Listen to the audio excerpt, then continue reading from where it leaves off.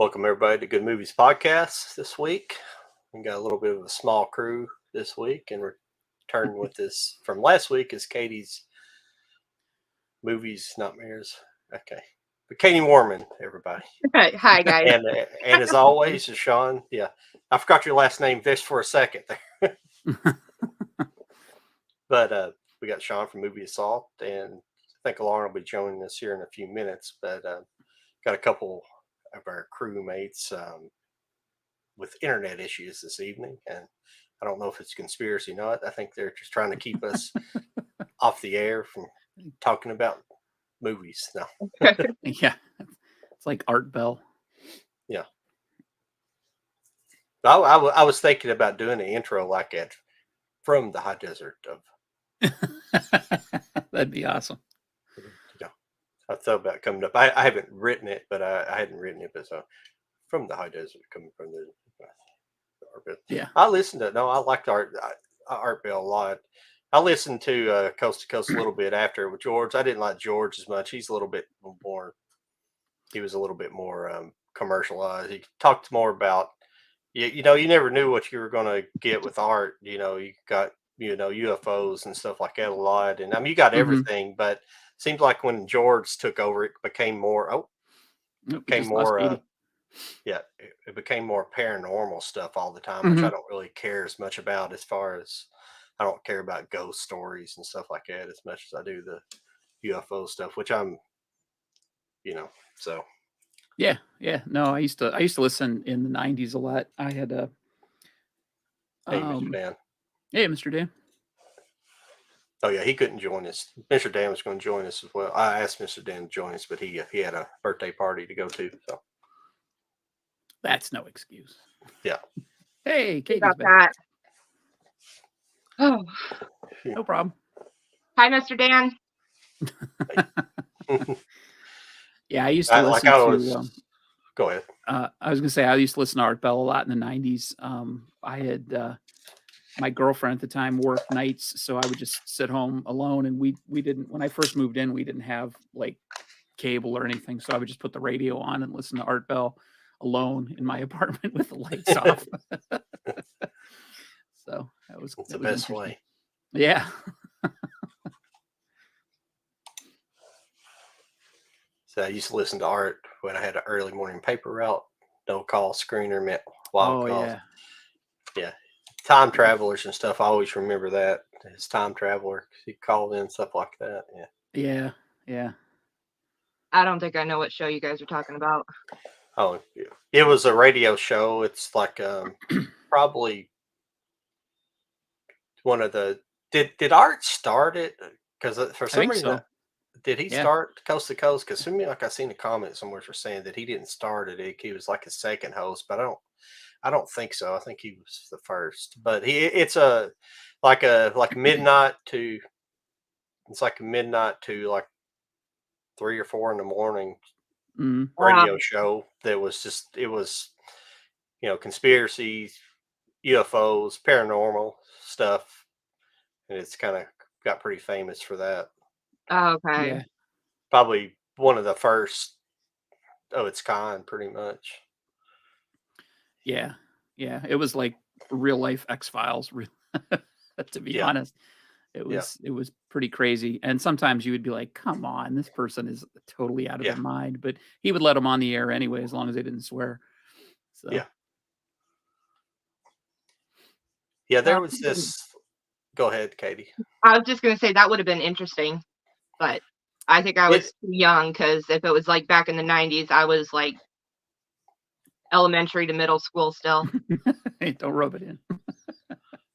Sorry. It's all right.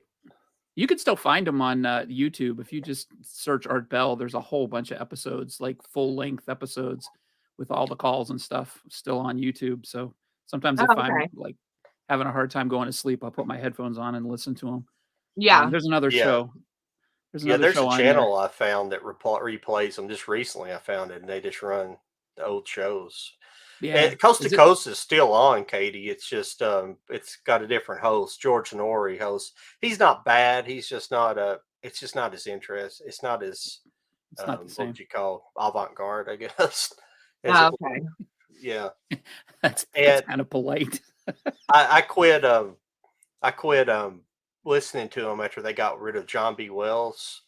Like John's another. He's another host. He has a show called Caravan to Midnight. But John had been hosting the Saturday night show, and I think he got into the weeds too much and talking about things that might have been a little bit too true for what they wanted, and they fired him, and they tried to claim, oh well, you can't be promoting your new show. He was just starting Caravan up, and they said, oh no, he was gonna, he was advertising his own show, which is bull crap. They have other hosts that were they were promoting their shows on there too.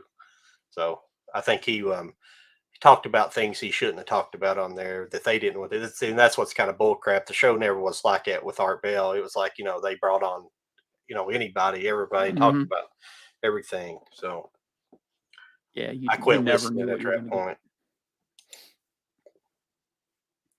But that's what made it interesting, because you never knew. Yeah, he Yeah. was in a few movies. Yeah. I think he wrote a screenplay, or he wrote the book that the screenplay of The Day After Tomorrow was based on, I think, with Whitley Strieber. Yeah. Did they both write Yeah. that? I believe. Yeah. But it was called The Quickening. Yeah, I think they both wrote it. And I know they had a book, because I used to work in a bookstore, and I knew I ordered it to put on the shelf. And I think if you look at the credits of Day After Tomorrow, he's on there, I think. Yeah. I think you might be correct. Yeah. About that. But yeah, Whitley Strieber, Katie, if he wrote a book called Communion. It's about an alien abduction. And I don't know if it's about himself, his own experience. I can't remember. It's been a while since I've listened to him. So yeah, it is. What's up? Hey, Lauren. Hi. Hey. Hi. Hey. Nice to see you guys again. See ya. Yeah, Katie's joining us this week. Yeah. Hi, I'm Katie. Oh, nice to meet you. Oh, Nice to meet you. Katie, please stop. But yeah, but Mike and Kenny's internet's both had problems tonight, so they're not joining us this evening. So just us four so far. That's cool. So far. we never know who's going to drop in. Yeah. Sorry, we've been talking about Coast to Coast AM. You're probably not familiar with that either, are you? No, unfortunately. No, sorry. You might know the movie Communion with Christopher Walken. Yeah. Have you heard of that? I've heard of it. I have not watched it, actually. Though. Okay. So. Because we were talking about Art Bell and Whitley Strieber, who wrote Communion, did the screenplay for Day After Tomorrow. Well, the screenplay was based on the book that they did, so we were just sort of trying to tie it into movies. Got it. Yeah, we just we got started. Oh, but I guess to kind of get the show started a little bit here, what I was going to ask you guys was, since the name of the show was Halloween Hangover, I was going to ask you guys what was the favorite movies you guys watched during the month of October, and what new movies have you watched? What's your favorites? Anything, whatever you enjoyed watching. Katie, do you want to go first, or? Oh, okay.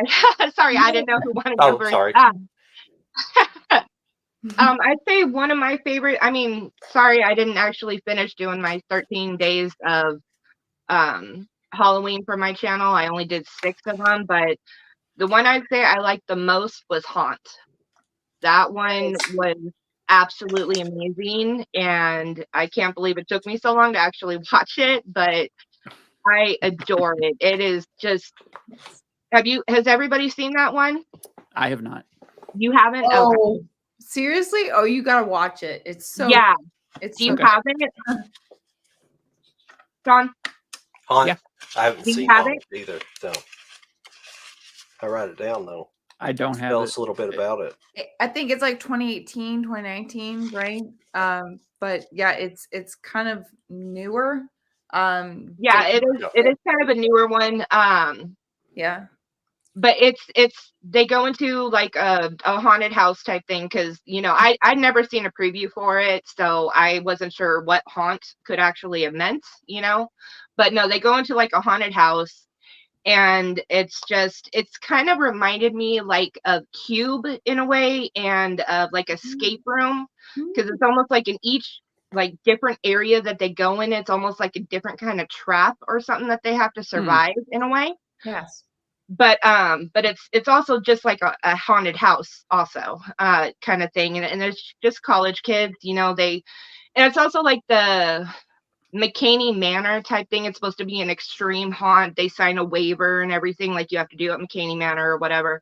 Hand over their cell phones so there's no pictures taken and stuff. Yeah, so I don't want to give too much away. Lauren, you want to take over kind of explaining it, because I don't want to give too much away. Well, yeah, I also don't want to do that as well. But yeah, I love the aspect where it is kind of like in, like modern horror, like in today's time, they surrender their phones. So there's the aspect of that where it's like, oh, well, there are phones, but they are surrendered. So you don't have access to the outside world. And each room is very claustrophobic. And so it's like, okay, you can either like just stay here or go through this tiny little box of a cube to like crawl through. And it's like, that looks horrible. It's like, well, what is the alternative? There really isn't one. So you have to go through this crawl space. And I love this character who is kind of like a ghost. Like he's part of the haunt, but he like is pretending to help. Like he wants to help, but we don't know. But anyway, Okay. so yeah, so he's like, "Oh, what's going on?" It's like, "My friend's hurt." It's like, "Oh, okay. Well, we need to do this." And so you want to believe that he's helping, but you're not sure. So there's an aspect of that as well. I really love how also the movie does sections of the movie where they have people, or there are sections of the movie where they pretend like it's a haunt, but you're not sure if it's a haunt or if it's real, and so like the longer the movie goes, it's like, is this a haunt or are they actually hurting people? So I really like that aspect. And again, not trying to give a lot away, but body horror is Okay. really good in this one. And yeah, like the third act for sure is fantastic. So we got ourselves a really good modern final girl in this movie as well. So Awesome. yeah. Yeah, I just looked it up on Letterboxd, and it looks like it was directed by the same people that did A Quiet Place. Is that right? Oh, really? Isn't that John Krasinski or something like that? Who directed that one? Or is he just the one who like wrote it or something? I know he wrote it. I don't know if he directed A Quiet Place. Let me back up and go to IMDb. Yeah, he directed it. Did he? Okay. Then let's see. I who thought these it was people are. producer or something. There was a Maybe. Yeah. I don't know. He could be though. I don't know. If he is, he's amazing, because A Quiet Place is also amazing. I don't really remember the second one that well, because I've only seen that one like one time, but the first one is phenomenal. Yeah. They wrote it. He wrote. They directed Haunt. They wrote A Quiet Place, but they directed Haunt. Oh, okay. And it's on Prime if anybody's looking for it. Okay. So. Katie, your cat, I just have to say, like, I love cats so much. So seeing a little leg up in the air. Yeah. So freaking just right here in front of me right now, just doing her own thing. Yeah. But yeah, I have lots of cats, so sorry, they're gonna come in and out and just be all over the place. So I just want you to know I'm loving the cat show. So no, thank you. They're a big part of your YouTube right channel, here. So I love cats so much. Yeah, I so do lost I. my baby like a couple years ago, so I love cats so much. Oh, Yeah. So, Yeah, she has a mind of her own. And that's why my channel is the name that it is, because I Mhm. have cats in all my videos because they're just everywhere and they always decide to come in whenever I'm shooting. So, yeah, they're a part it's of your it. voice. Yes. yeah. Is the one sorry, I don't mean to take over this, but is that a calico? Yeah, Calico. Yeah. Yeah. My Yeah. girl was with calico as well. So Oh, okay. Yeah, we have 3 and they all look just like her. mhm. And then one of her sisters has babies and they're in my mom's room. She had 4 babies. Oh my god. Yep. So lots of cats. Yeah. I got a stockpile. Wow. Yeah. I had the one and my sister had one, and yeah, I think that was the extent of my cat ownership. Oh, really? Yeah. It was the one. She was very independent. So she Mhm. was like, no other cats. Absolutely not. Oh, okay. Yeah. And that's all we get. But yeah. So sorry, just want to go on a cat tangent. No, that's all right. Yeah. I lost my baby girl about a couple of years ago, but I had her for 16 years, so I had like a Wow. lot of time with a Oh, long. wow. I'm so sorry. Yeah. Yeah. That, yeah, no, I know that's not easy, but yeah, no, 16 years. That's awesome. That is Yeah, very yeah. awesome. She lived a long, happy life. I feel like I gave her everything that I had. So no, Yeah. I mean, it is sad, but gave her Yeah. everything that I had. So Yeah. yeah. So no, I feel like I gave her everything. Yeah. No, for but sure. but yeah, like we went through so much, and I feel like she's my best friend for a long time. We were all the time, of course, but yeah, like yeah, no, that it's sad, but also not sad. And I still look at pictures of her, and I'm like, oh, like, she's still here, like Yeah. Yeah. my own little You like, remember? realm. It's like Yep. Yeah. she's still with me. So No, that's the same way I Yeah. am with my cats who I've lost. It's hard to look back on pictures and stuff like that. So I understand that. Yeah.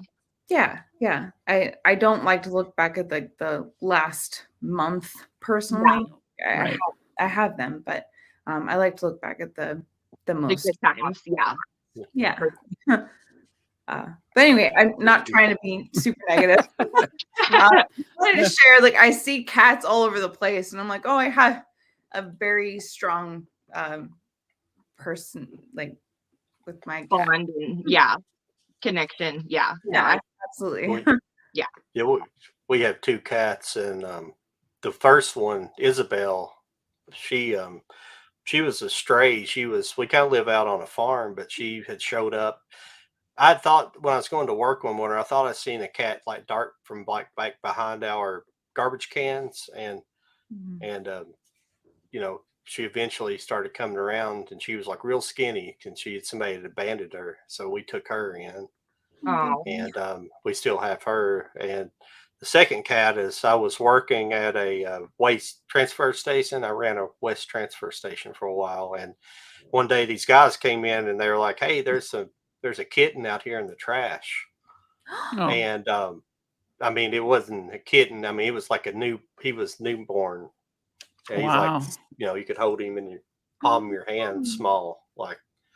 So I called whenever I brought him inside, and I had a little box here. I put him on like it was like some coat or something I had there. And so I called the pound, and they said, well, if we take him in, we'll just euthanize him because he's so young, he'll catch a disease from Yeah. the pound, and well, I didn't want to do that. So I called my mom, and I was like, well, I don't know what to do. So she came and got him and took him to the vet, and they were like, set her up with everything. We ended up bottle feeding him for the first, and we still have him. Yeah. I wish I had the pictures here. I'd show you pictures of him when he was a little bitty, but he's cute. His ears are bigger than his head, Yeah. Yeah. Yeah, that's what I had Yeah. to do with Yeah. this one with Jigsaw. I don't know if you could see her or not, but she's about 11 or 12 now. But Yeah. she's the first cat that her her and her three other siblings were the first cats that I ever had to bottle feed because her mom passed away a week and a half after they were born. Oh my god. Oh. Wow. Yeah, and we've had her and all of our other siblings have gone, either given away or they ran away, stuff like that. But she's the only one that we still have. But yeah, we made them. We got them all good. So yeah, no, bottle feeding is not an easy thing to do because I know what goes into it. You gotta do all kinds of stuff once they're babies like that. So yeah. Yep. Yeah. And I don't believe he was actually thrown away in the trash. What happened was he came in. I used to get a lot of construction, like construction dump trailers would come in and they would dump it. There was a load of carpet. And I think what had happened is the mother had got up in that carpet in the dump trailer and had her litter. And he didn't get away whenever they went to move it. The others probably ran away or they left him behind. I don't think he was intentionally thrown away, which I don't put it past people doing that. But but I don't think that's the case because the guys that found him had found him like in that, they'd found him on top of with the construction stuff. Yeah. So well, no, that's good that somebody found him and you were able to take care of him because that's really bad. Yeah, absolutely. But we used to carry him around when he was little, and so now I have to, he always wants to be held. Yeah. But Isabel won't let you touch her. She won't hardly. She won't. I don't know if like kids had tried to play with her when she was young, and she doesn't like to be picked up. But she won't hardly let you pick her up. Yeah, no, they all have their own little personalities. It's funny. They really are like people in that way. They really are all different. No two are alike. Which is why I love cats so much. They're so independent and they have their own like very individual personalities. I love that so much. Personally, if I may share, I actually volunteered at a humane society, and that's how I was able to get my cat. Her name was Crookshanks, by the way. So I'm Harry Potter. So nickname was Crookie. But yeah, so she was like a long-haired calico, and yeah, she was very, very independent when she was younger. It's interesting.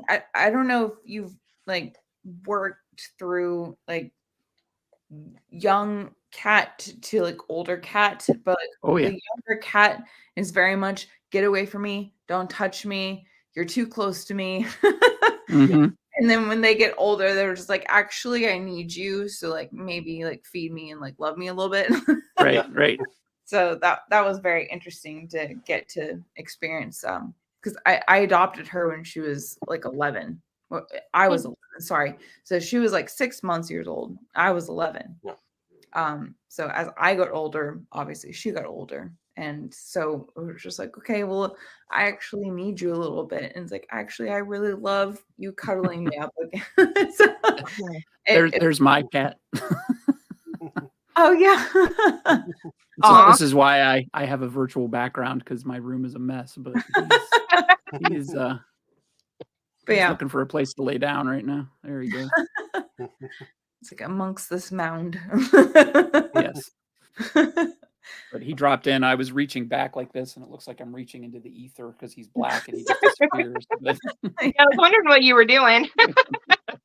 I assumed you're doing something of importance. Yes. Right. No, usually I should probably put a disclaimer up. Every time I'm reaching off camera, I'm usually petting an animal because we have 3 cats and 2 dogs. So well, that's a great disclaimer. I love that. I don't know if Mr. Dan's still with us, but he was. Anyone see the Kingdom of Planet of the Apes trailer? I have not, but I know that Sean has seen it. I haven't watched it yet. I love that new trilogy. So that looked really good. So yeah, it comes out with another one. I didn't know they were coming out with one, and then I got a notice on Reddit today that it went online, so I looked it up. It's only like a minute and a half. But it looks really good. I only watched it once. I know some people like obsess over trailers and they pick them to death and try and find all sorts of hidden things, clues about the movies and stuff. But there are scenes that don't even make it into the movie too. So that's why I try not to nitpick trailers too hard. Exactly. Yeah. So it looks like it takes place on Earth, but way in the future. And it's sort of coming around to where we were with the original Planet of the Apes, like the 1968 Planet of the Apes, where the humans are basically the animal and the civilized civilization is the apes. But it looks, it looks really good. I was surprised for a movie I literally had heard nothing about, to see it pop into existence and be as good as it looks. I don't know who directed it. I don't know who wrote it. I don't know how it's connected to the original three. Do we know if Andy Serkis is involved with the? No, It's a good question. I don't know. Let me. Okay. I feel like that's like very important, at least for me. Like, Yeah, oh, absolutely. Yeah, I don't know. Let me pull up IMDb. Kingdom of the Planet of the Apes.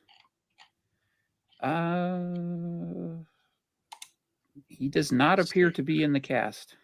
oh no! Oh, that's a shame. It has directed by Wes Ball. I don't know who that, whatever he's done. yeah, Wes Katie. Ball.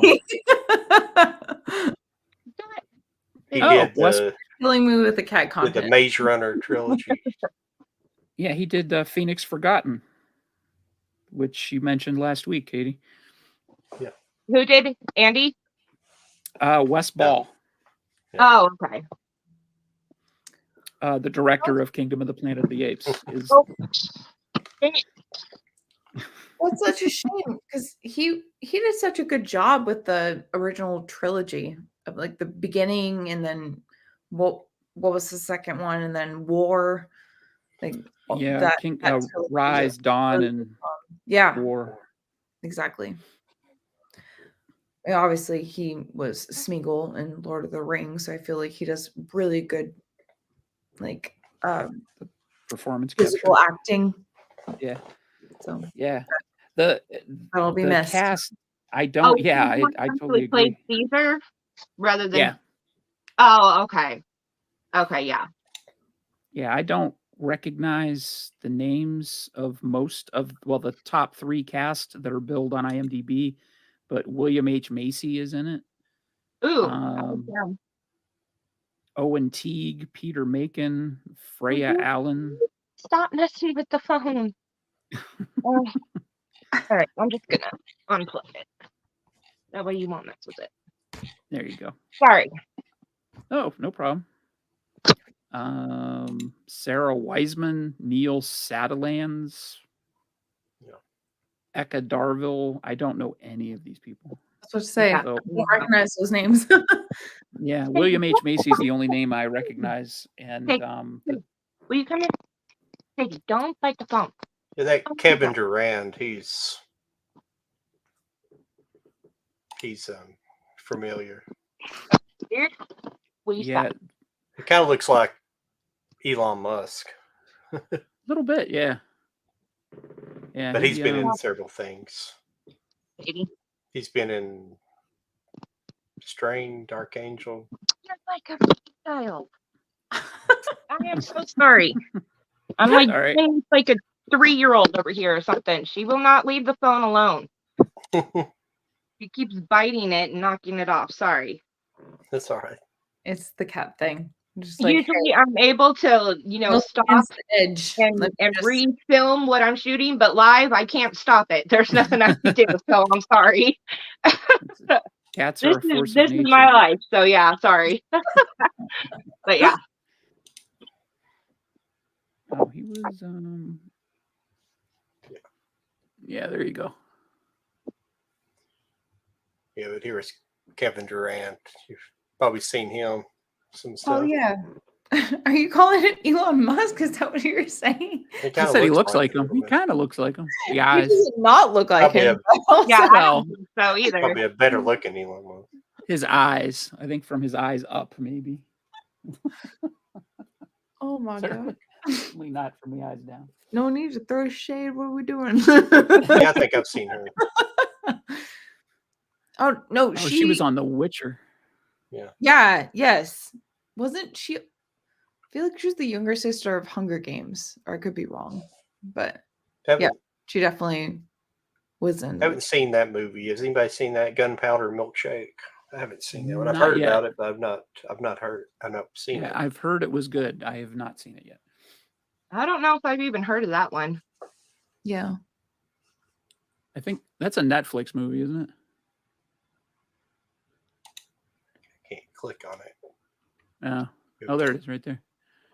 She's one of those actresses that grew up really fast, where she like went from being like a child to all of a sudden Millie Bobby Brown, where it's just like, whoa, like Yeah, no, that was you are a young adult. Oh my God.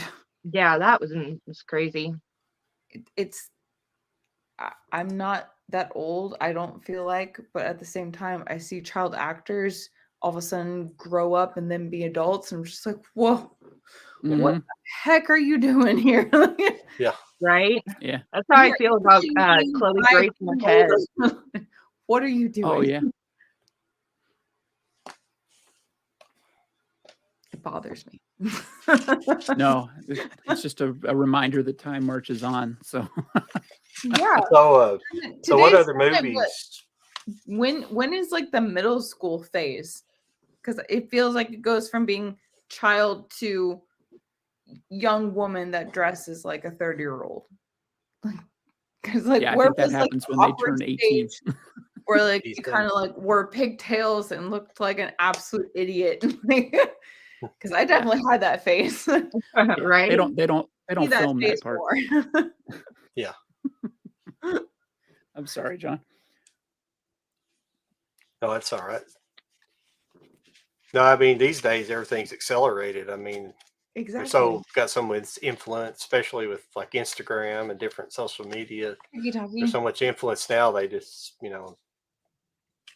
and what parents allow the kids to get away with, anymore, the way they dress and Well, yeah. however, I feel like in my time, we were lucky to have maybe hit the MySpace era, But even then, we were still getting used to the internet.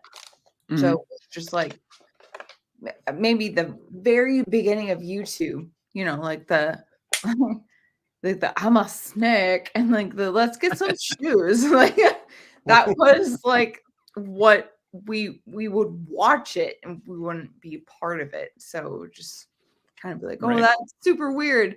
Anyway, let's continue being 12. Like Right. Right. so yeah, I feel like I don't know. It wasn't a path to millionairehood. So Well, Yeah. that's true as well. you don't get a It was TV like, series oh, for yeah, being like, online back then. Let's dance in scantily clad clothing.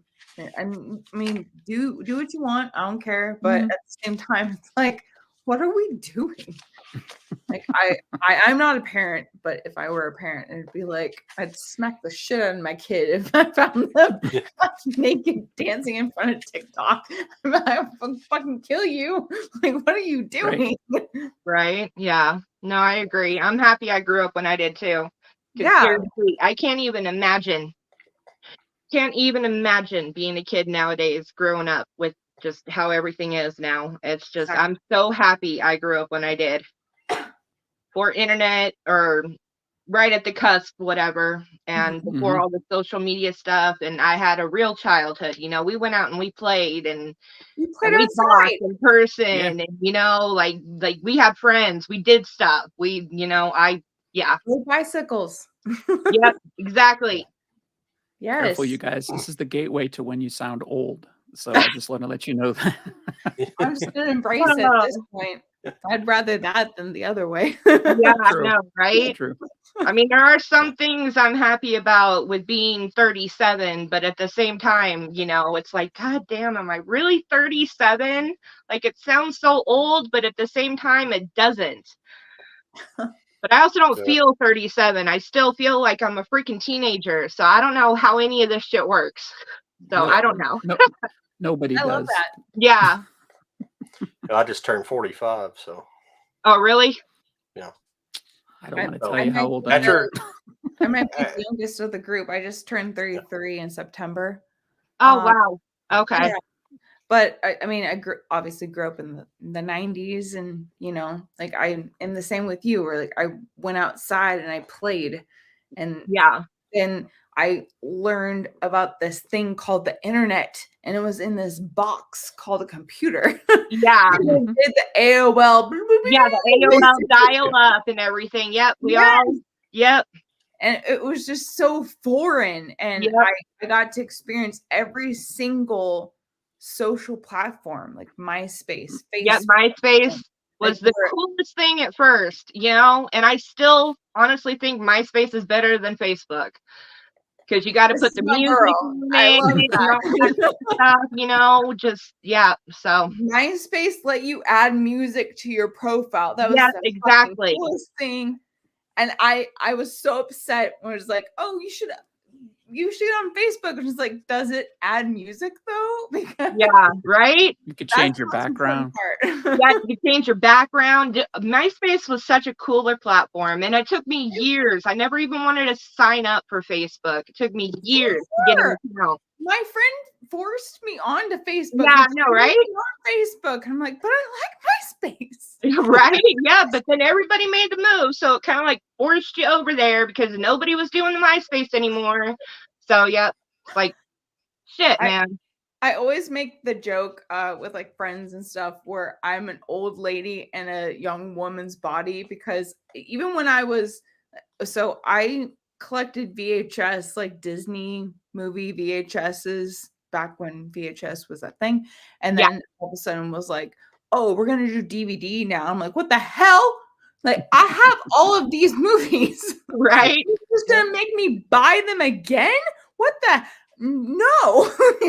Yeah, no, I had my Motorola Razr phone, the flip phone, for like 8 years before I got an actual touch screen. Before I got my first, I think it was a iPhone I first got before I got my Android. But I had it for 8 years because I did not want to upgrade. I was like, no, this is stupid. What are we doing? I love my freaking flip Razr phone. It took me forever to upgrade. I feel like we're like similar souls, because for sure. Yeah. It's just like, hey, it's an iPhone, and it's like you can hold your music and you can take phone, and it's also a computer. I'm like, no, I like it separate. This is that's future shit. Like, like I just want what I know to be what I know. I don't want to learn new shit. It's too complicated. Like, damn it. Yes, I'm so glad I found someone. I was just like that. I was just like, what? You want my music and to take calls in the same device? Right? That's insanity. Absolutely. And like to press the screen, like what the hell is this? I'm used to using the buttons. Press it 3 or 4 times for the letters to text and shit. Close. That's all you need. Yeah, exactly. John, I think we're watching the birth of a podcast right here. Yeah. Yes. Oh my God. Yeah. No, it's absolutely fine. I like. I'm sorry. No, don't apologize. No, I've always wanted to be everything. Could be anything we talk about. Absolutely. It's just funny. I just thought it was hilarious. You guys are going back and forth, and the way we're set up on the screen, we're just sitting up here going. Yeah. No. Hopefully, what's it saying? I completely agree. But we got the 2 youngest members. That's just what happens when you get a little bit older. You just start. You're like, man, the things. You start getting more reminiscent. Yeah. It's hard to find girls that are reminiscent too, because females generally aren't like that. Women are generally not as reminiscent as men are. Oh, okay. I didn't know that. Just by nature, they're generally not. Like, I had an ex-girlfriend, like if I brought up anything like that, she would like just try to shut it down immediately. If I was being nostalgic, it's like, I felt this way about this. It's like, oh, you're doing that again. Like, fuck. No, I have so much nostalgia for everything. Yeah, I am all about nostalgia. Yeah, I don't know that you could generalize nostalgia, but yeah. That's why I still love collecting DVDs and everything too. It's because I'm never gonna give that up. Like, like even 4Ks and stuff. Like, the only reason why I have 4Ks is just because of the steelbooks mostly. not because I actually want to upgrade really to 4K, but yeah. Well, that's why I bought a lot of steel books first in the first place, because they're at the very beginning when the 4K started coming out, the steel books were just a little bit more expensive than the regular 4K. 4K would be like 28, 29 bucks, and the steel rate would be like 33. It's like kind of a no brainer just to try to pick it up on Steelbook. Yeah. So Yep. they've kind of separated in price now, so there is an option. But I'm not like just into steelbook collecting. If it's something I really want to have in steel, something I kind of want to immortalize in my collection, I'll buy the steelbook. And if it's something that's not exactly something that was great, but I still want a 4K, I'll just buy the regular 4K. So Yeah. No, I'm still big into steelbooks, and I don't know how it started or why it started, but yeah, I seriously have such a big obsession with them, and I just I can't remember who was talking about it. If it might have even been you guys at once. Someone said that Walmart was starting to put like a steelbook, not an aisle, but like just a section of steelbooks in some of their stores now. And it looks like one of my Walmarts has actually done that, because it'll show like online, like that I could pick this up at a certain store. And it looks like one of my stores actually may have quite a few steelbooks at one of their stores. So next time I go out, I want to go to that one and check it out in person. Awesome. That's awesome. I know they did the special steelbooks for Halloween. October they did a lot. Yeah. That's the new Mission Impossible one, right? Dead Reckoning. Yeah. They did like a 1 and 2 Rob Zombie. They did Leprechaun. They did quite a Blair few. Witch. Yeah. I tried to get the Blair Witch one and it was sold out. And now you can get it on eBay for twice the price. Of course you can. Oh, is it sold out online? I think so. Yeah. I checked on Walmart. I just saw it at one of my other stores here, actually. Oh, nice. Yeah, I got the 2 Rob Zombie. $24.95 or something. Yeah. I'll see if they have any more in stock next time I go out. I'll let you know. Okay, cool. Thank you. Yeah, I think the Rob Zombie one, it was just that collection was it just at Target only? Was it a Target exclusive? Because it seemed like that's where I picked it up, I think. No, it was Walmart. No, that was the Walmart one, yeah. Yeah. Oh, it was Walmart. Yeah, they had a special Halloween display in some of the stores. I think there were 6 of them, if I'm not mistaken. I don't remember all of them. Like Lauren said, it was Leprechaun and Blair Witch and Rob Zombie's Halloweens. I can't remember what the other ones were. Okay. Yeah. I'm talking about his original movies. Oh, okay. That's the other one, the Firefly trilogy. They had that one too. Yeah, that's the one. House of 1,000 Corpses. Devil's Rejects, and I feel like Devil's Rejects also had like a Best Buy exclusive steelbook as well.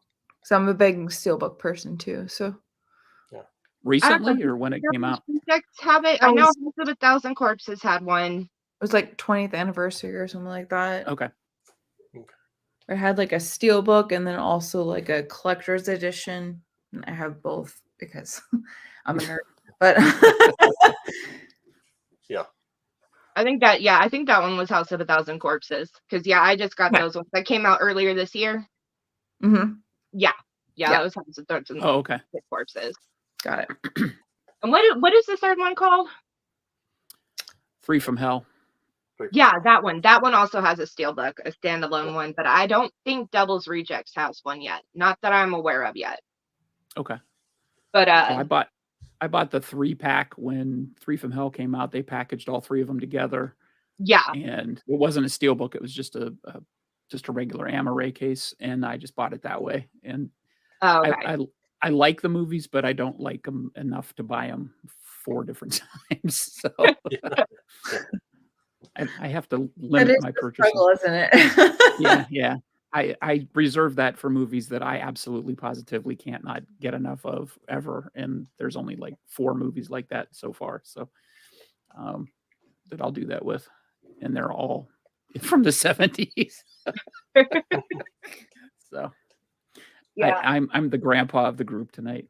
I'm 55 if you guys didn't know. So, You're 55? yes, ma'am. Holy shit. Okay. Yep, I'll be 56 in February. Oh, wow. Guess that. Yeah, no, me either. Not even. That's crazy. But yeah, no, I know what you mean though. Nightmare Before Christmas is the only one, or actually any Tim Burton one really, is the only ones that I will ever buy over and over again. And all the clothing, all the merchandise, all the everything for. And we did go and see it at the drive-in. We didn't go on Friday like I talked about. We went on Sunday actually. But there was only Oh, like nice. 10 cars there. It was crazy. I thought it would be crazy packed, but there was only like 10 cars there. Yeah. So Sunday and we night didn't- is a really slow movie night, especially yeah. during the school year. So yeah. Yeah, we didn't even think about that, but yeah, and we were both really tired, and honestly, we only went there for Nightmare, so we just didn't stay for Hocus Pocus because, I mean, that I can watch anytime, of course, because I own that, but Right. still would have been nice, but we were just really tired, and honestly, we just wanted to stay for. We only went for Nightmare, so that was still such an awesome experience. And I did not realize this, but out of almost 10 years together, me and Joe have never actually watched Nightmare Before Christmas together. Oh wow. So that was really crazy. I never realized that until he mentioned it. He was like, we've never actually watched this movie together. I was like, are you serious? That's crazy to think about. So, because I mean, we That's don't funny. live together or anything. So Right. that's probably why. So, I mean, I know that's a long time together to not live together, but there are reasons. So, but yeah. No judgment. Doesn't Yeah. matter. Speaking of Blu-ray versus DVD versus 4K and stuff like that, I just wanted to throw in I really love owning old like DVD like copies that I bought back in the day. Mhm. And I don't update it. Like maybe I get like a steel book as well or something like that, but I never like get rid of it because it's like very specifically special. Like you watch that one DVD multiple times enough to the point where it's like, okay, well, this is like my heart a little bit. Yeah. Yep. For me, it was Van Helsing, the Hugh Jackman, like Yeah. Kate Beckinsale. Mhm. That was a movie that I watched with my dad in theaters, and I still remember him getting so mad that he said Dragulia instead of Dracula. He's just like, how do you say it right? It was like a father-daughter thing, and then ever since then, it was just like I feel like my dad was very much the horror influencer in my life. My mom didn't like that I liked horror. My dad introduced me to M. Night Shyamalan and like Van Helsing and stuff like that. So Yeah. Mhm. I feel like he was like the influencer of that. But anyway, so I have the exact DVD that I bought back when it first came out, and I've watched it like on my little portable DVD player a Oh, yeah. million times, and it's the exact same copy. So it's extra special. I own a steelbook version of it, but I still have the DVD version just because like it's sentimental, Yeah, So, I feel the same way. I unfortunately lost my entire collection that I had before back in 2012. So I had to rebuild my entire collection back up from scratch until Ooh. I think I restarted it back either in 2013 or 2014. mm, So unfortunately, all of mine that I started from when I was 16 are all gone. oh no, I'm so No. sorry. Yeah, I know. It's partially my fault. I mean, I'm a grown woman. I take responsibility for my own actions and stuff, but it's wasn't also necessarily by choice either. It's just it's a complicated situation, but But yeah, no, that's the same way I feel about my movies now, because I'm not one of those people, because I lost my collection before, I don't ever want that to happen again. I'm not one of those Absolutely. people who purge my collection. Like, there's no Yeah. problem with anybody doing that. I have no issue with that. Everybody can do what they want. But just for me personally, with losing my collection before, and just, I do have sentimental value with all my movies. And also, if you do ever watch my videos, you'll see that I get a lot of mine from, like, my record store Ralph's, or from pawn shops for like 50 cents or 25 cents. So not everything, or like half of my collection, is not that expensive too. So I just don't ever purge my movies to get new ones. I'll just keep Mhm. everything, even if I don't necessarily like it or whatever, So, but yeah, I know exactly what you mean. That's what that's why I always tell people. I'm like, if I had the money and the space, I would definitely be more of an archivist. Just buy lots of. I mean, I Mhm. tried, like, the whole point. Like, I've watched probably 99% of my movies, probably above that. I buy them to watch them. I don't buy them to collect them. Yeah. Mhm. Collect the box or whatever. I buy them to watch. So, but I would, if I had the money, I would certainly buy and have an archive. I would buy lots of things. It would definitely exceed that, being able to watch everything. But I just, I don't know. But I don't try to keep up with the Joneses kind of thing either. Yeah. I don't try to like all the new stuff that comes out each week. I don't try to do that.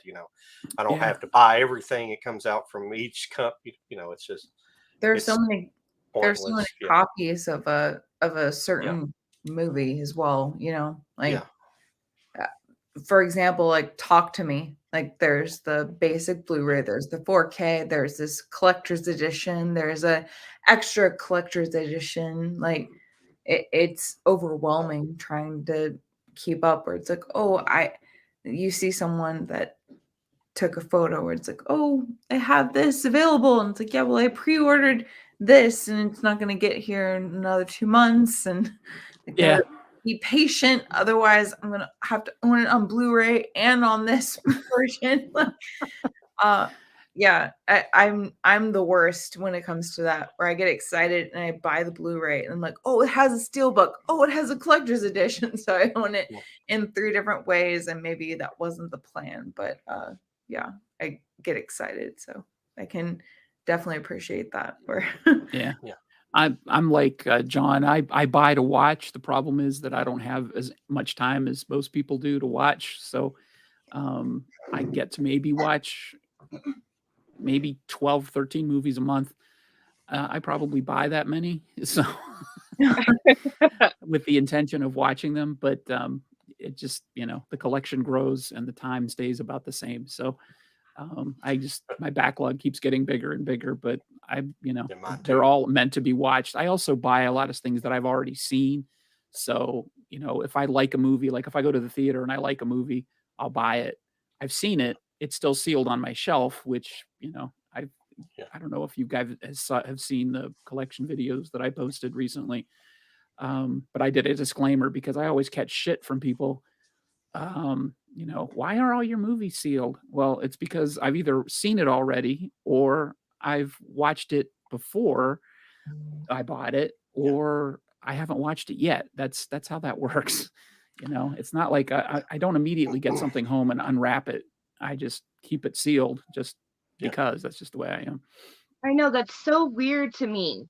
I don't understand how people do that, because to me, it's like, I want something to stay sealed until I watch it. So I Mhm. don't care Yeah. if it's a day or 3 years from now. It's Yep. going to stay sealed until I actually open it to watch it, Yeah. because I want it to feel like it's still brand new until I actually plug it in. But Yeah. there's so many people who, yeah, they just open it the instant they get it. And it's like, I don't get that. Don't you want to cherish it? Cherish the Yeah. unboxing it? Like, I don't know. There's just something I rewarding yeah. about opening something and when you plug it in, not just, I don't know. I think movies are very personal. Yeah. We all have our favorites. We all hold them very close to our hearts, those favorite movies. So when Yep. you get to collecting movies or buying them to watch them or however you want to to put it, that becomes very personal too. So your collection becomes part of you, and how you take care of it, how you arrange it, where you display it. All that stuff is important to you. Yeah. And people who are not part of this hobby will look at you sideways like, they take up too much space. Or that argument, or why do you have that? You can stream it. Or even so simple as like I get I like to do alphabetical, and me too. that includes Blu-ray to DVD, but it's alphabetical, so kind of like it's different. And then I get the comment where it's just like, oh my God, the fact that Blu-ray and DVD are meshing with each other is killing me. And it's just like, but it's alphabetical. I know where the hell my stuff is. Yeah. Like, well, it's alphabetical, so that's okay. Anyway, it's just no, I totally get it. I recently had my 4Ks integrated in with my Blu-rays, and I separated them because the only reason I separated them is not because I thought they were going to catch things, from one another, or there was some sort of shelf envy or anything. It's just I wanted to realize how many 4Ks I had by just looking at them. That's the only reason I separated them. It had nothing to do with organizing them. Well, for me, it's like, how many copies of Black Swan do I own? Probably 3 to 4. Like Right. I just need to know right next to each other, and it's all alphabetical, and it's like I know where everything is. I also own VHS, and so that needs to be on its own little shelf as well. So it's like I'm very meticulous when it comes to that kind of stuff. Yeah. Yeah, My the way DVD I'm collection doing it- is totally a mess, but other than that, I'm very meticulous. like the way I'm trying to do it now, because before I found YouTube, I did talk about all of this at the end of one of my videos, but I think it was almost over an hour long or something. So I don't know if anybody actually watched it or stayed for that long. But I never knew that there was such a community of people who like to collect movies. I mean, I literally thought that I was like a crazy person, because I have never in my entire life known anybody else in real life who collected movies, who was obsessed with movies, who bought movies like I did. I was it. And I thought maybe, yeah, because there's like 8-9 billion people in the world, that maybe there was a couple other people like me who were obsessive or whatever. But I never imagined that there were hundreds and thousands of people, that were into movies like me. And I just happened to one day run across, it was Cool Duder's channel, doing DVD hunting at Dollar Tree. That's how I found the movie community and everything. That's how I got introduced and everything. So, but I never in my wildest dreams actually knew that people like me existed. So I never knew or even considered collector's editions, or considered that the packaging that a movie came in mattered. So I collected my stuff. All my stuff has been put into binders. Before now, it's always been put into binders. I would throw the DVD cases. I would keep the artwork and stuff, and even the slip covers, though. I didn't care about that. I didn't know there was any value in that. Seriously? Oh my God. I had no idea.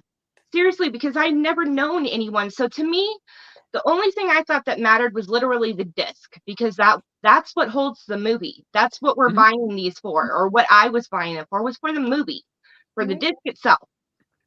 That was it. Because this wouldn't have made any sense to me. Like, oh, a Vestron? Like, I had no idea. That would make no sense to me. I would be buying, oh, it's Earth Girls Are Easy. Awesome. So, but everything else didn't matter. So it wasn't until I found YouTube that I realized what everything else comes along with collecting. Like, I've been a collector since I was 16, like I said. So that's like 21 years. And I never knew that, because I never had anyone to teach me about any of that. It's not something I think that's, at least not in my world, that I've ever known. It's just known, by itself, because I just had never met anybody. No one had ever told me, introduced me, nothing. It was just a random video one time of Cool Duder, and that's what introduced me to everything. Well, Yeah, when I'll just say real quick, like I'm the same. Like when I was younger, it was never like I'm a collector. I just collected, and I just loved movies, and I just ended up like making a giant collection of it, and was just like, what am I supposed to do with this? My mother also really didn't like that I liked horror movies, so it kind of like snuck horror movies like into my collection as well. So it was like a whole thing. Like watch horror movies when I was on like, sleepovers and stuff. And then I would ask friends to buy it for me for my birthday and stuff like that. Yep. So I was very sneaky about it, but I ended up having like a whole little collection, and it was just like I ended up with a collection. It wasn't never like I am a horror collector. It's just like, oh, I happen to be upon a horror collection, and look at me have that. And then it ended up being a whole thing. So yeah, I can definitely appreciate that, where like you kind of just like stumble upon it, where it's just like, oh, I actually have this now. Right. So what I'm trying to do now though, instead, is the reason why you never see like my collection in the background like you do with a lot of people, like with you, John, and everything. I love that. I wish I could do that, but I just don't have the setup right now, because all of my movies are pretty much sitting in boxes right now. But all the ones that I actually want to have displayed are just going to be my horror movies and my steelbooks, because they're all going to be like this, in the little turkey bag, people call it. Yeah. For the movies like this, my special collector's editions, my steelbooks, of course. But everything else, instead of having them in binders, I'm doing them like this. I'm putting them in turkey bags too. Yeah. But I have the cover art, and then I have the disc just in a simple little thing to keep it protected. And that way, if I want to do like collection videos, like on a certain actor or a certain genre or whatever, I got the only thing that's missing is the actual like plastic DVD case, and that does nothing. So this saves up so much space, because I got like over 8,000 movies probably in my collection. Oh, wow. And there is no room, because, I just have my room to display everything. But if you look at my room, all I have around me is, nightmare or horror stuff. So what I surround myself with is horror. So that's why I want just my horror movies to be on display, because that's what I surround myself on a daily basis. Yeah. So, but the rest of my movies are just getting, instead of, like I said, in the binders and stuff, so that way I'll have all the information and everything right here in front of me. And it saves so much room. So, can I ask you a question? Yeah. So you mentioned that you put a lot of your movies like kind of like in like, a little like package form. Are you planning on moving at any time, or is that like just like a storage kind of thing? No, it's just for here. Okay. Because I just have my room. I live with my mom. Gotcha. So I don't have like a movie room that I could do. I don't have the space to display all of my movies. Gotcha. So, and instead of, like I said, with the binders and everything, which I wouldn't mind still doing, it's just with being on YouTube and wanting to make videos of, like I said, like collections and videos about movies that I have with a certain actor in, like Miranda's channel, she does those series of like, this is the movies that have Ryan Reynolds that I have in it, or Sandra Bullock or whatever. I want to do kind of movies like that, or of a certain genre, like Westerns or whatever. I don't know. Of course. Yeah. That way I could do shit like this. Pretty much is what it is. It's because this is what people mostly look at whenever you show off your collections, is the cover art. You're not really showing them the disc or anything. So, but this way I have it right here. Yeah. It's just It's just for storage, if that makes sense, you know? No, it makes perfect sense. I was Yeah. just curious. So Yeah. That- No, it's not. It's just a space thing. Because, like I said, I never thought about it. Just never occurred to me to have them, except for like when I first started. I have one bookshelf. I've always only had just this one bookshelf. And when I first started collecting, I had my VHSs and my DVDs and everything on there when I was like 18 or 19. And once that got filled up, I was like, okay, what the hell am I going to do? And then with all of our music and stuff, we always had freaking binders, you know, that we would keep in the car and stuff to put in our CD players. And Yes. stuff. Mhm. So I just thought, Another 90s thing. yep. Well, I So, did that. I Yep. did that the first because I used to not have this space here, and that's back before I started watching YouTube as well. So I didn't have as much emphasis on um, displaying my movies. So I used to like those little cases you have your movies in, the slip cases. I yeah, used to have just all my movies in those cases and just have them in in a drawer, and I had them like my whole collection like that. yeah, And then Mhm. I moved up. Then I put them in binders. I had those big, thick binders you can buy that hold yeah, like 500 500 count, movies. 400 count. That's what I got. Yeah, That's how and my I had CDs were. about 12 of those with my collection. It had all of those, and then I decided to do my. Then I started using this room and built these shelves and started displaying them and put them all back in the. And I don't even have my whole collection. I still have the binders. My whole collection. I've got another massive box of just empty cases right now with more television and two boxes, one with DVDs and one with more television sets. Yeah, So this isn't my whole collection. I could fill up another big bunch of space. I don't have enough space for what I've got. So yeah. yeah. Like that seems to be like the biggest issue is like the space issue. Mhm. And it's Mhm. like, you know, especially for someone like me who has as much as I do, but just doesn't have the room for it. But it's like, I don't need to show off every single Dollar Tree title. You know, I probably bought Yeah. in like over Yeah. the last 3 years or whatever, like $1,000 Dollar Tree titles or something. Cause you used to Yeah. watch my videos, like how many titles did I used to show Mhm. off in almost every video, like 60 Yeah. or 70 titles. Like Yeah. all those echo bridges do not need to be displayed. Yeah.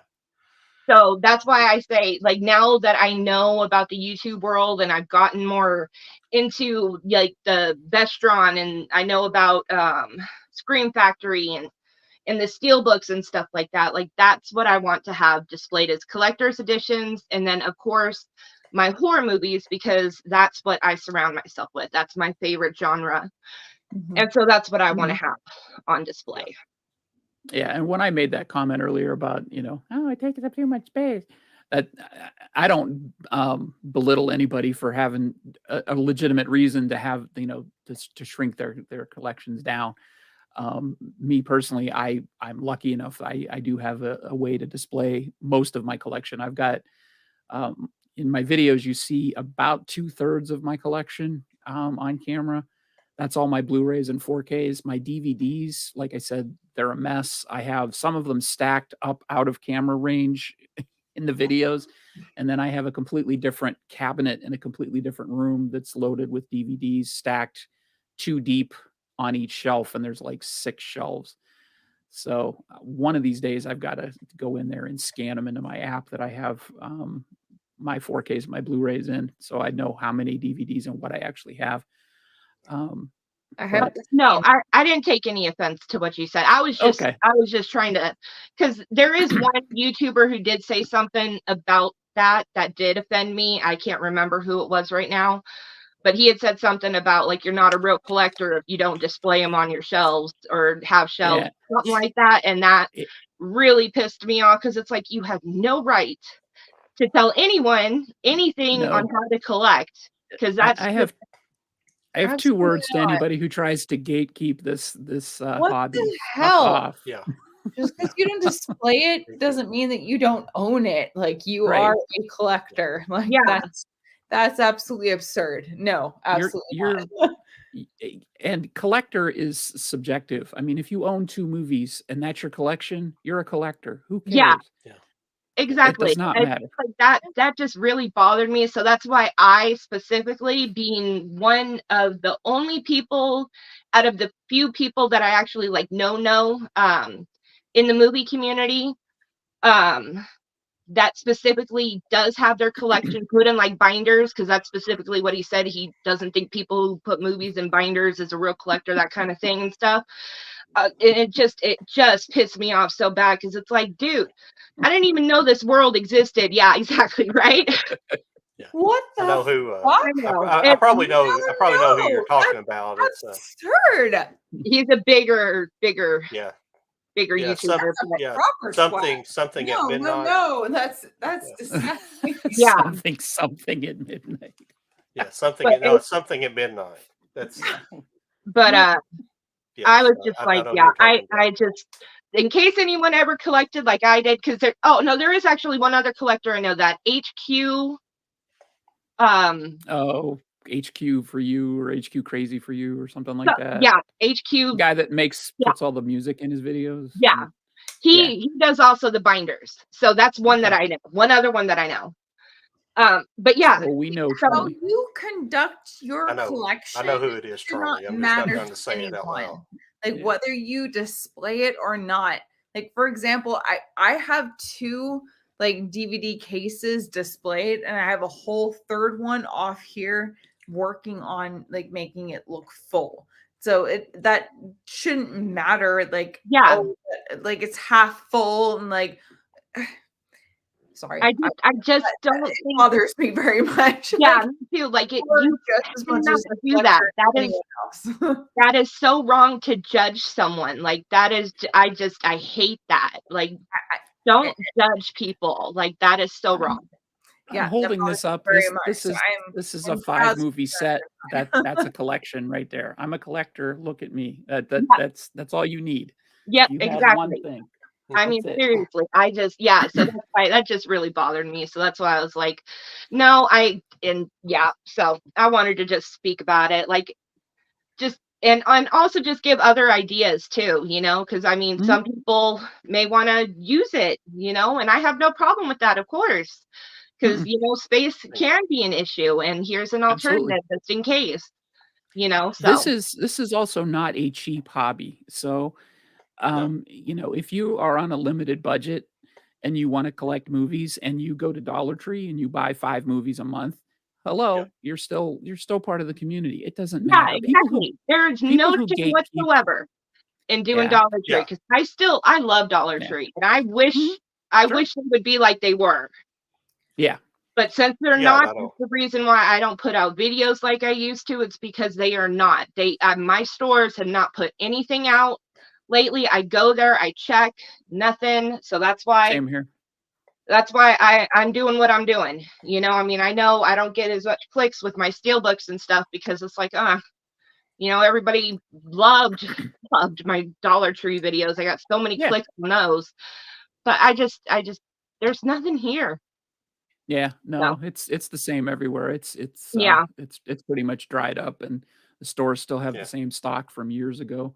Yeah, you can find 14 copies of the NHL hockey clip tapes, but that's about it. Yeah, and all those MGM ones, Jesus.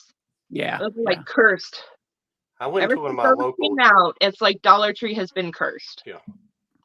I went to one of my local Dollar Generals a couple of days ago, and I asked them, "Do you guys have movies anymore?" And she's like, "No, we haven't." So I don't know if Dollar General if they're going to stop getting movies, or it's just my area, or I have no idea. I don't know if you guys have Dollar Generals in your area or not. Yeah. The ones here have they used to have a discount bin towards the front of the store that had like the $3.95 and the $4.95, and sometimes you'd see the brand new movies for $20.95 or something like that. But they've moved all their movies to the back of the store, and it looks like it's all DVDs now. They don't carry any Blu-rays, and they only carry full price stuff, which kind of amazes me that they think that's going to sell at the back of the store, but whatever. I don't think I'm going to go to Dollar Tree for the new release movies that are $24.95 or whatever they're charging for But that's all I have anymore. They don't have the discount movies anymore. And if they do, they're the same ones that have been sitting there for 3 years since before the pandemic. Yeah, mine just put out a new little stand right up front by the cash register, but they're like $5 and $10 ones, and they're like I think Christmas ones. Oh, okay. But they're it's only like 2 little tiny that probably go like 4 deep or whatever, Mhm. and like Yeah. 3 rows on. So it's not very many, and like I said, I think they're like $5 to $10, and they're like the Frosty the Snowman and like the Charlie Brown or like the How the Grinch Stole Christmas, those kinds of like the animated Christmas ones and stuff, which Yeah. I already have. Yeah. So, but yeah, but I guess at least that's something. Yeah. Yeah. I think last Halloween, my Dollar Tree had a Halloween, like a scary movie section up front that had literally like 10 movies on it. And I ended up snagging a copy of Scooby-Doo for like $5. So that was a win. Yeah. They used to have a good selection a couple years ago. Mine did, at least. I got like a whole shitload of like the ones that you would find at Dollar Tree for like $2.95 or whatever. So Yeah. I grabbed a bunch of those one year, but that was a few years back, and they haven't done it since. So I don't know what the hell happened. Yeah. They probably got a corporate memo that says physical media is dead. Get rid of it. I know. What the hell is going on, man? They used to sell CDs too. Yeah, I will say, I went to like my local thrift shop, and I ended up with a lot of really great Disney Pixar movies. All on like VHS, like I'm gonna grab one. It's like the traditional kind of like white looking. Oh, like, yeah. You know, like the old school. Oh, wow. So I got a bunch of like Disney Pixar movies like this. So I got Mulan, Aladdin, Bug's Life, Peter Pan, the Peter Pan sequel, Hunchback of Notre Dame, Little Mermaid, like all kinds of stuff. I also got Man in the Iron Mask with I think that was like Leonardo DiCaprio, right? Yep. Yeah. So I just snagged a ton of those, and I was so excited. I wish I had myself recorded in that moment, because I was just look at this, have fun. So I was super excited about it. But yeah, so I have a bunch of these, and I plan on buying like a little I have a VHS television, so I plan on buying kind of like a little chest to go on top, for the VHS to go on top, and then I can put all of the movies in there. So that's cool. You just reminded me too. I forgot. I actually, because I don't usually see VHSs like anywhere here. Like that is completely dead here. But I did find this at my. Wow. I've never even heard of this, but I thought that looked really cool. So yeah, but Richard Widmer. like, VHSs are seriously like the hardest thing to come by here. So, but I found that, and you just reminded me of that. I was like, look, I actually found a VHS the other day. I forgot to show it off. So yeah. But yours are way more awesome. That I love old Disney like that. New Disney, I am done with, honestly. But old Disney like that, I love that. Yes. Love all those. It's one of the reasons why I was so excited about them. I was just like, right? Like those, you can't take them away from me. Right? I used to have all of those too, but yeah, no, those were gone too in 2020. So, but that's awesome. I've said before to my friends that I'm an old lady in a young woman's body, where I get so annoyed, where it's just like when we were supposed to go from VHS to DVD and then Blu-ray, it was just like, I have this collection. Like, why are you making me change? This is so stupid. Yep. I hated it so much. It's like, oh, you have to buy the exact same movie, but just in a different format. It's like, why? Yeah. I have it right here. How big was your VHS collection when DVDs came out? Like, how many did you have? Oh, I mean, it was obviously a family collection because I was a child at the time, but we had Yeah. a ton of like Disney, Pixar movies. So it was like I couldn't tell you the number, but it was like two like full like I chest gotcha. doors Yep. full. I know exactly what you're talking about. Yep. Yep. So it Okay. was a whole thing. And so it Yeah. was like, you want me to just buy all of that Right. and DVD instead? But I own it already. Like, Right. Right. what are we doing? Yeah. I was one of those people that I used to record movies off TV and consider Yep. myself owning it. So my VHS collection was a lot of stuff that I had recorded off HBO or pay-per-view or stuff like that when I first started. And I had a little shelf that had 2 levels that probably was 20 movies each. And sometimes I'd put 2 movies on one tape, so that was my big collection. So I only had maybe 5 store-bought VHSs at the time DVDs came out. Oh. So I didn't have as much of a problem like giving up my collection because I was like, "Oh, you mean it's going to be digitally perfect and it's going to be store-bought? Sweet. And it's Well, going to have menus and it was all all these facts and stuff." it was all of the movies that I owned, and then it was like the recorded ones where it was just like Mhm. the recorded like memories and stuff that we Yeah. ourselves Yeah. recorded. And it's like, oh, and also by the way, we're gonna do all Blu-ray. And Yeah. it was DVD and then Blu-ray and then it's like, what the hell's happening? Yep. Yeah. I was not a huge physical media collector like I am now. At first, I would buy maybe 1 movie a year, like a special movie that I really enjoyed, and then I would just be okay with stuff that I recorded off of TV. And then with DVDs, that sort of increased to maybe I'd buy 5 movies a year when I first started collecting.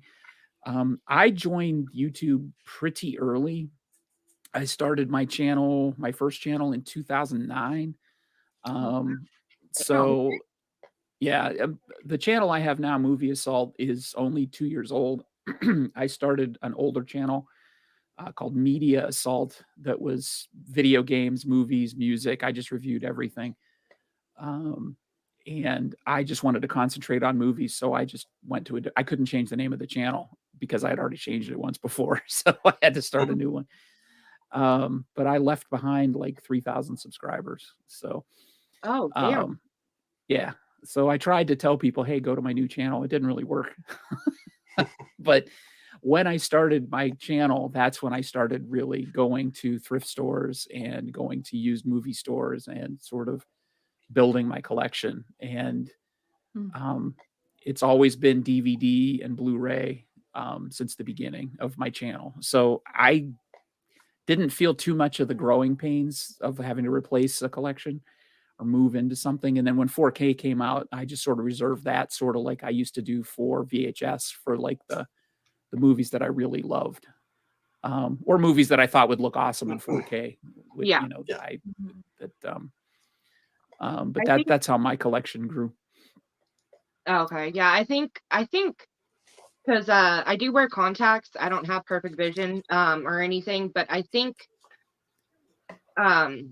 that even with my contacts that I still don't see as clearly as I should be able to, because I honestly cannot tell a difference between DVD, Blu-ray, and 4K.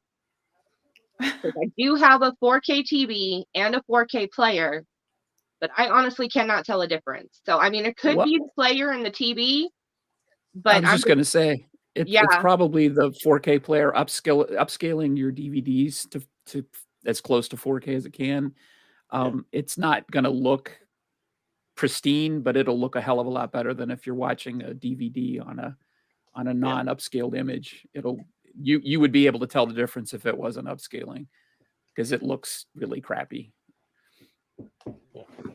I don't know, because I played all 3 of them. I played a DVD on there, I played a Blu-ray on there, and I played a 4K on there, and none of them look any different to me. I will say Blu-ray and 4K, it's noticeable but not significant. So right. Is my 2 cents. Oh yeah, no, you're in the same opinion. Sometimes, and depending on the 4Ks, sometimes the 4Ks aren't mastered very well, and sometimes some of the Blu-rays look better than 4K. Yeah. So it all depends. Well, sometimes they're the same transfer as the Blu-ray. It's the Mhm. same scan. Yep. Because if you look on a lot of the Blu-ray scans, they were scanned in 4K, hmm and they're not going to look. All 4K disc is doing is giving you less compression on the. You got a larger file size, so you have less compression. That's the biggest difference between 4K, because a lot of the Blu-ray scans were already 4K scans to begin with. I did They Live, which was 4K, and then The Stuff was DVD, and Haunt was also DVD, but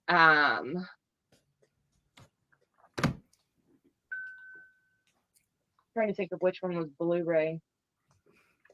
Can't remember right now. Now I will have to say that what movie were we talking about last week? Sleepy Hollow. It looks fantastic on 4K. I mean, it's like mind-blowingly good on 4K. That transfer. What about Shutter Island? That's another one of the 4Ks that I've watched. Which one? Shutter Island. Shutter Island. I don't have that 4K. Okay. Yeah, I don't know. Sounds so good though. Yeah. No. You guys want to hear the funniest story in the world? Or at least I thought it was hilarious. Okay, so I plugged the movie in, right? I haven't seen it in years, so I, of course, I remember like the plot twist and stuff, but I don't remember like it play by play. So I plug it in, and I didn't know this, but there's, I guess, an audio thing for people who, I guess, are blind, but it tells you the story and like how subtitles do. I did not know that that's what it was doing. And since I couldn't remember the movie that well, I thought, is this part of the movie? Like, I couldn't remember. So, and it's telling you, in the description, it says it before it happens. So like, oh, he's walking on the beach, and then he walks on the beach. And I was like, because isn't it a Martin Scorsese film, right? Yeah. Yeah. I was like, he's weird. Okay. Maybe this is how the movie is. I can't remember. Like, okay. I watched the entire freaking movie that way. Entire 2+ hours, I think that movie is. Where they're saying what's happening right before he does the action of what's happening. And I just sit there and accept it like that's how the movie's supposed to be. Blondest moment of my life. I'm like, are you serious? That's funny. I can tell you. I could not stop laughing at myself. Like, are you serious? I sat here like a dumbass and watched the entire movie this way. That's awesome. I know, right? That's awesome. What the hell? I couldn't remember. That was no subtitles or anything. And I just kept thinking, well, he's weird, So, and this is a weird ass movie. I was like, maybe this is just, I don't know why you would need to describe it right before it's going to happen, but this is a weird fucking movie. That's all I could remember. So I just went with it. Movie. So I mean, I understand. We're just like, maybe there's an explanation coming. Like, it's weird. So maybe it's coming next. Yeah. Like, what the hell? I could not remember, and I just accepted it. So it was an experience, though. That was a very interesting way to watch that movie, and it really did actually kind of fit. Like just being not knowing, not remembering it, like it actually did kind of fit. That's why I just kept going along with it. It's fucking hilarious looking back on it. But yeah, I haven't seen that movie yet, so I'm gonna have to do that. So. I'll have to watch it that way. It kind of fits. If you do that, it kind of fits because it's just, I don't know. It somehow worked, and it kept me. It kept me into the movie for over 2 hours or whatever it is. So call it Shutter Island, the Katie Warman cut. To be a part of the character, like you're like disassociated with the character a little bit. Like I feel like that could make for a good like continuation kind of Yeah. I watch. yeah. Yeah. It's freaking hilarious after I realized I had done that, but I don't know. It worked somehow. Like I said, is just a hilarious mistake, but it worked. When I was a projectionist, a manager of a movie theater, we had gotten Mulholland Drive-In, the David Lynch film, and I usually built the films. And for those people that don't remember the days before digital, the films would come in on reels, and you'd have to splice them together to put them through the projector. So the movie came in, and I wasn't able to put it together. So I trusted my house manager to put the movie together, and he swapped 2 reels. So the movie went reel 1, reel 3, reel 2, reel 4, reel 5, and reel 6. So 20 minutes of the movie was completely backwards of where it should have been. So Probably 40 didn't know minutes. Yeah, so 40 Probably minutes of nobody the knew any movie was, difference though. no, that's exactly what happened. We ran it that Yep. way for a complete day, and we ran 4 shows of it, and nobody said a word. Nobody said anything. And Really? then The movie's out of order anyway, so you wouldn't right, know. exactly. Really. Yeah, Yeah. exactly. It's a So David Lynch movie. It's right. like And all so his somebody movies are came like out that. and said, I think something's wrong with the movie because they took something out of a closet before they put it in the closet. That was the only way somebody could tell. And so I went up and looked, and sure enough, he had swapped 2 reels. And so I had to fix it. And the next day somebody came in and watched it and says, yeah, it still doesn't make any sense. It's like, so yeah. I think I've kind of figured out David Lynch. There's all kinds of YouTube channels where they go into trying to explain his movies, and I Mhm. think I think the reason he don't talk about his movies is because I don't think there is anything special about his movies. I think Mhm. they're just weird to be weird, and he don't have Yep. an explanation for them. I think he just does crazy stuff. I don't think there's this elaborate meaning behind his movies. Yeah. Yeah. I would agree with that. But for what I've seen, I have not seen I a love lot his of his movies. movies. I've seen Mulholland Drive, both Yes. versions, the the house manager cut and the original David Lynch cut. And I've seen Blue Velvet. I'm trying to think what else I've seen of his. Lost Highway. I haven't seen that one yet. I have not seen Yeah. that one yet. Yeah. Oh, Blue Velvet, is that the one that's coming out this month on Vestron with Jamie Lee Curtis? Or is that something else? No, that's No. Blue Steel, I think. Blue Steel. Oh, okay. Never mind. Yeah, then. that was from the early 90s. Fire Walk with Me is good as well. Oh, that's a Twin Peaks one, right? Twin Peaks, Fire Yeah. Walk with Me. Yeah. Yeah. Yeah. So there's one other one I know I've seen, but I can't remember. But yeah, I'm by no means a David Lynch expert at all. No. I'm not even a David Nobody Lynch novice. is. Yeah. A lot of people claim to be, but nobody is. Yeah. I don't think I've seen any of his movies because I do have Mulholland Drive. I haven't watched it yet, but I don't know all of his filmography or anything. Yeah. That's the only one I can really know. He wasn't really that well known before. I mean, he was he obviously he did Dune. He did the Dune. So Elephant Man. Okay. I forgot about Elephant Man. Man. Yeah. That's his at least to me, his most coherent movie. Because it was, a mainstream release. Yeah.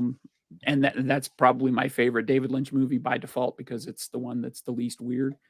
And I love weird movies. It's just some of his movies are, you kind of watch it and just go, okay. And that's it.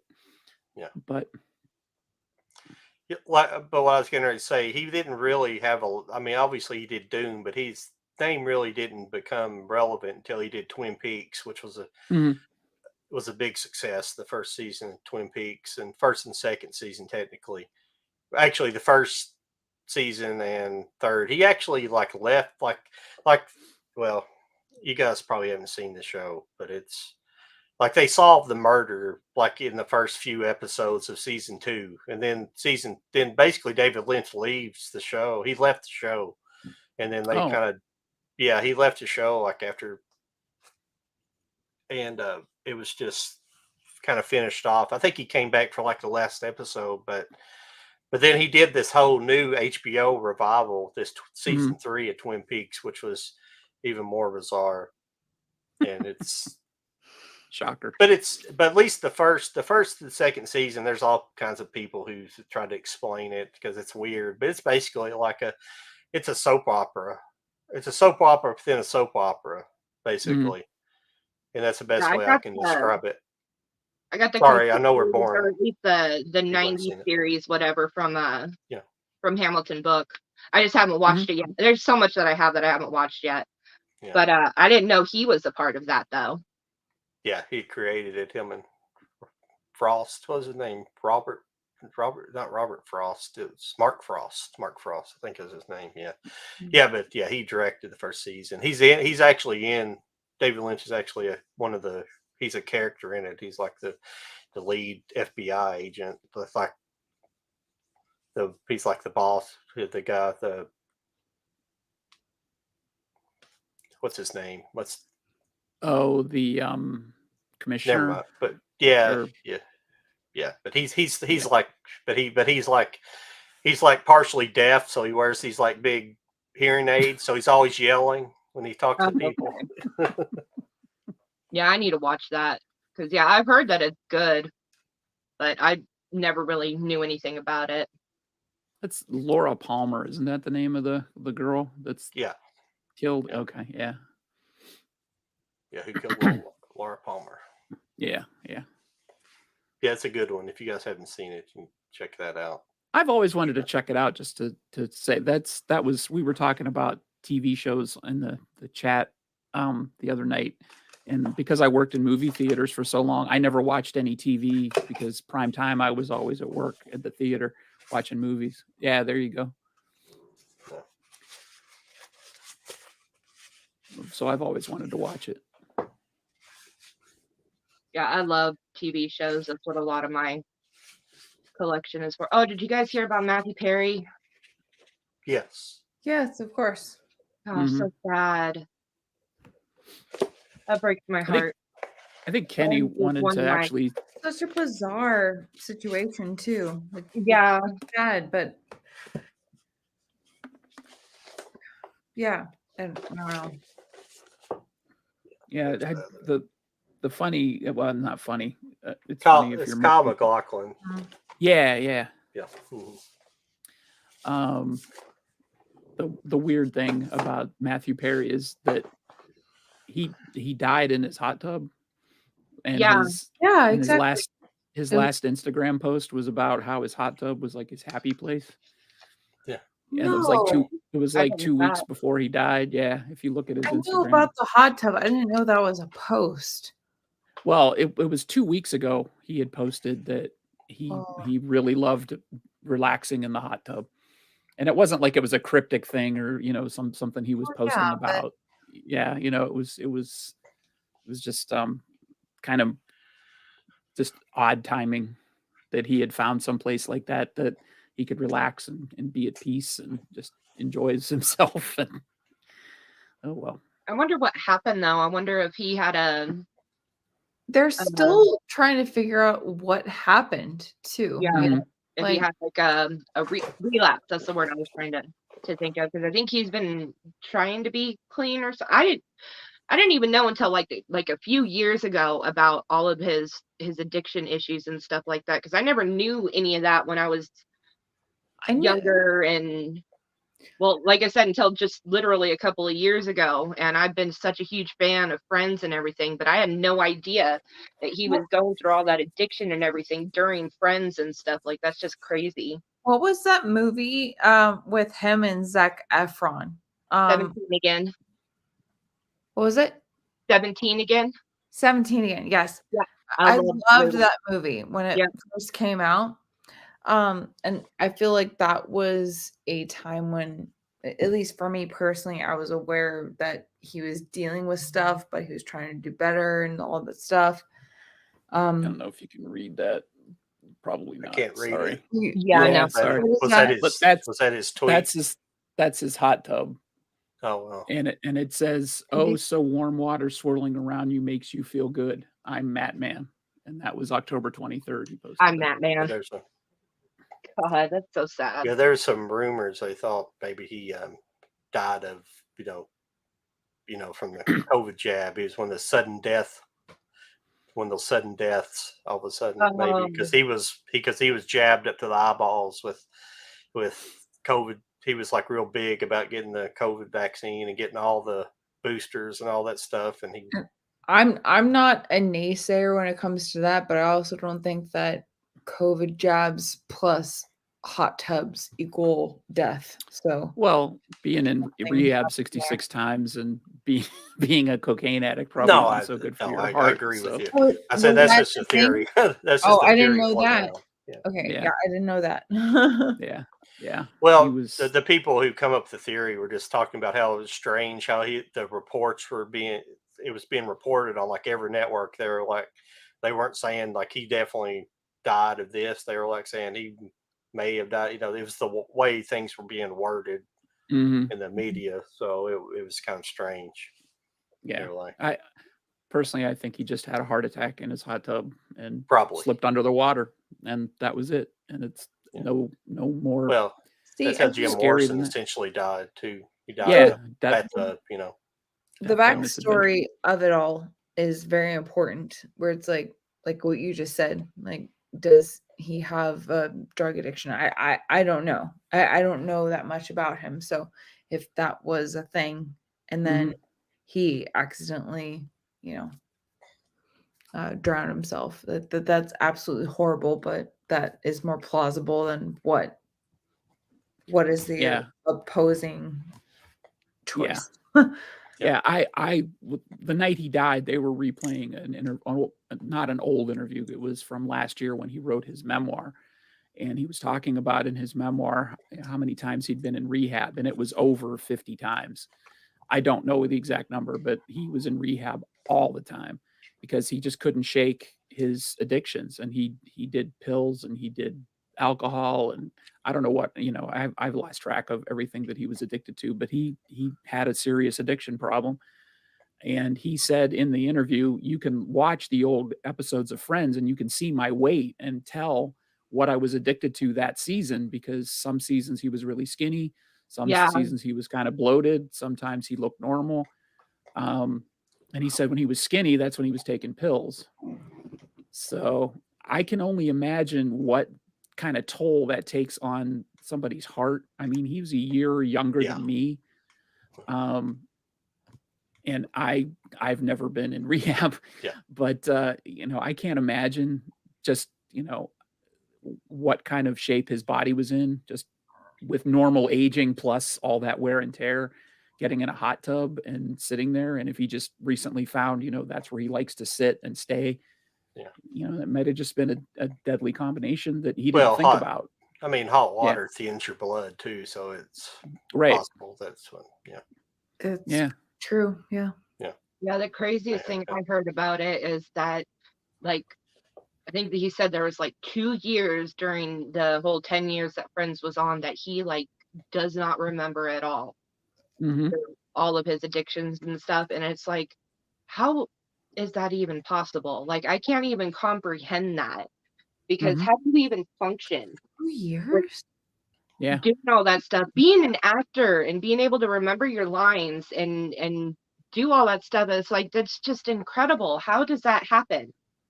I think I'm sorry, Katie. Oh, sorry. I was just gonna say, it's just amazing because he is truly he was such an amazing actor. I loved Chandler. And I loved Chandler and Monica together in Friends. Yeah.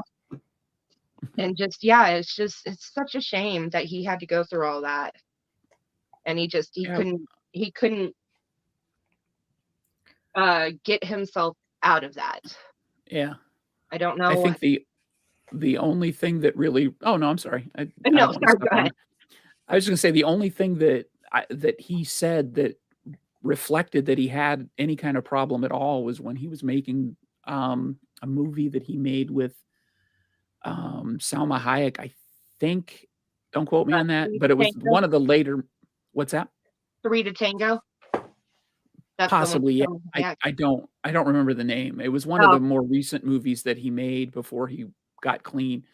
But he said the only thing that affected anything was he was slurring his speech when he was doing that movie, and they had to redub his lines because he was slurring his words, and that was the only time you could ever tell anything was happening on camera. okay. Wow. Yeah. Shit's just crazy. Yeah. Yeah, it's tale as old as Hollywood, unfortunately. You know, Yeah. Unfortunately, yeah. been many a drunks, many a druggies. Yeah. Yeah. Unfortunately, it's Yeah. just like we've lost so many. Functioning drunks and druggies too. You know, where they can perform their job like a Mhm. pro, but they're a mess. You know, Yeah. Yep. behind the scenes, they're a mess. Yeah. You never know what somebody's going through just if you don't really know them. Yeah. So a lot of people are quick to judge, but addiction is not something that people ask for or do because they want to. Some Yeah. people just have addictive personalities, and that's the end of that. Very true. Yeah. Yeah. I always call movies like my drug. Yep. I mean, not Same here. to be Yeah, I know what you mean. funny, but also not, I mean, because like Mhm. seriously, I really am addicted, and I get in my head where like nothing else matters at that point in time. Whenever I got a little bit of spare money or whatever, it's like, okay, this is what I'm focused on. Which, I mean, I'm grateful that it's not anything that's harmful, but in a way this can be kind of harmful because it's money, Right. and stuff, but at the same time I try to limit myself. I don't, yeah, so, but yeah, movies are pretty much my drug. Yep. So, yeah. I think that's why we're all here today. Yeah, exactly. Yeah. It is really the truth, Yep. but I mean, in a way we all do kind of have our own little addictions and stuff like that. It's just some are way worse than others, and it kind of depends. And especially for us, as long as we're self-aware, I think that's one of the biggest things, is because a lot of people don't like to admit stuff like that. So Absolutely. I take responsibility for myself, and I know I'm very aware of what's going on and what I am and everything. So Yeah, there's self-acceptance, and there's self-control, and Yeah. there's responsibility. Yeah, As exactly. long as all those things are in order, then you can handle stuff like that. And Yeah. some people can't, and it doesn't matter what it is, Yeah, whether it's drugs or exactly. Like everything to an yeah. extreme level can be harmful. Yep. So yeah. Balance is the key. Yeah, exactly. Exactly. That's your grandpa moment for tonight.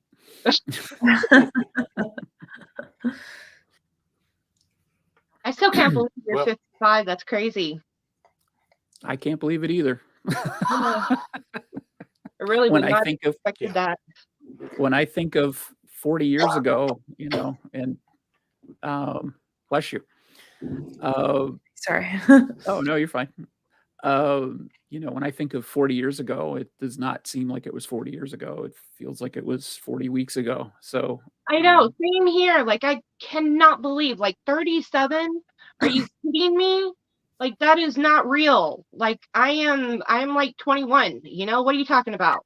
Because in no way do I feel at all, especially in here, no way Yep. do I feel like I am this old. Like there is no way. Nope. It doesn't get any easier, let me tell you. Yeah, no.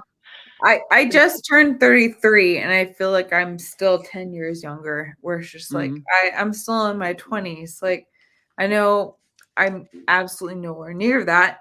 Like my body is reacting in a very different, weird way, but at the same time, it's like I still have the energy of being in my 20s. So I'm just like, I'm still in my 20s. I got this. So yeah, I definitely can relate, where it's just like, what the heck? Like I'm in I'm 33. No, I'm still in my 20s. Thank you very much. Well, you're lucky. Well, At least you still have the energy. Like I don't have any energy, hardly at all.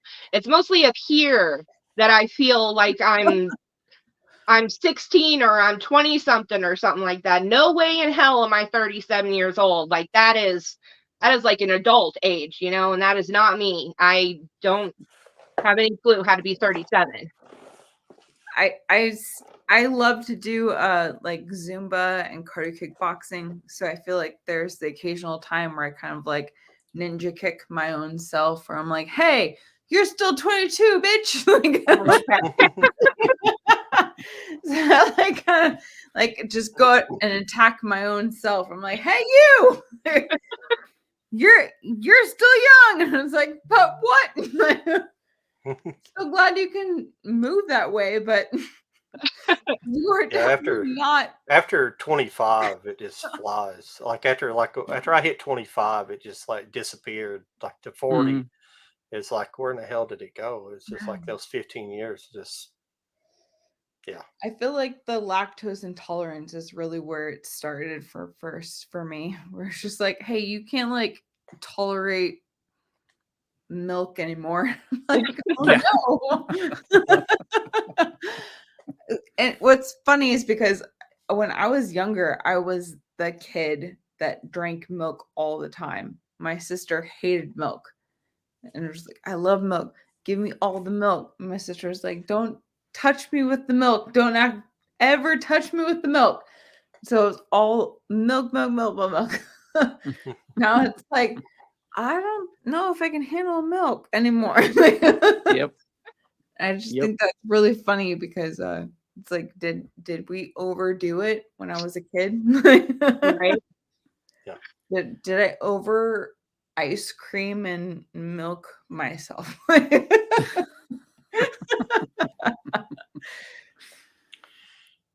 Well, That's funny.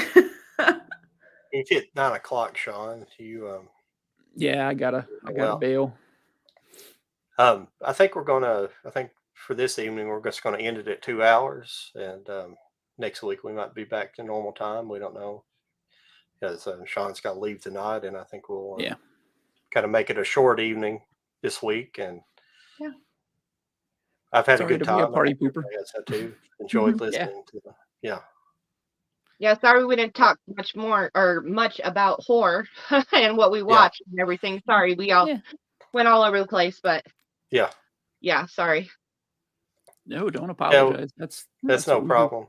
Yeah, I mean, I need to chat with you, Katie. Yeah, to chat with you too. Yeah. Well, everybody, we'll appreciate. Well, before we leave, where can we find everybody? Starting with Lauren, all of your links and sites and everything you do.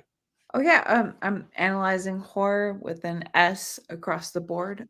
So I do Instagram, Twitter, TikTok, like all the stuff basically. Letterbox. So yeah. Katie. What is my Katie Warman Nightmares? What is it? Nightmares, Cats. Nightmares and Cats, yeah, in the movies, whatever it is. Sorry, I usually just go by Psycho Corn Girl, but I changed my name because I thought this sounded better, but I can't even remember my own name. Sorry, it's right down there at the bottom now. But yeah, I'm on YouTube and Instagram, so yeah. Sean. Just search Movie Assault on Facebook, Threads, X, Twitter, whatever the hell it's called now, and YouTube and Letterboxd. Twitter. I refuse to call it X. Yeah, it's still Twitter to me. Damn it. I don't even have Twitter account. That's like how still old school I am. It's Facebook. I still refuse to go to Twitter. It's so strange. It went from Twitter to X. I don't like it at all. Yeah, nobody does. I hear everybody say I refuse to call it X. It's not X. It's not X. Yeah. It's with the little blue bird. It is. Even when you get emails from them, it says X, formerly Twitter. Oh, you're gonna change your name, commit to it. Just Thank you, sir. Thank you. Yes, exactly. Just keep with the Twitter. Oh, it upsets me. Yeah, Worst, too many worst brand changes. change ever. It bugs the hell out of me. Just keep with the blue bird. It bugs the shit out of me. Anyway, sorry. Where can we find you, John? Low IQ Media on Instagram and YouTube, and on X as well. Yes. I'll You call mean it X. Twitter with the blue bird? Yes. We don't know what I really like to call it. I'm not going to, yeah. You substitute the I with O. So, Okay. I don't know what that means. There's no O in X. or maybe A. Maybe A. Is that better? I think A is the proper Is way. A to spell more? Yeah. Maybe Yeah, I A think so. more. No. I just tried to start recently using it, and it just, all I get on there is bots following me. So Yep. I have to. That's all it is. Bots, Yeah, It's that's just why I bot, haven't bot, been bot. bothered. bots and politics. Yeah, Yeah. no thank you to either. So I'm good. Yeah, no. Yep. Oh my god. Well, everybody, thanks for joining us. We'll hopefully be back in full force next week. Hope you enjoyed everything we talked about tonight, and I guess we'll talk to you guys next week. Okay. See you next Sounds week. good. All right. Bye, everybody. Have Bye. a good night. Yeah. You too. Bye.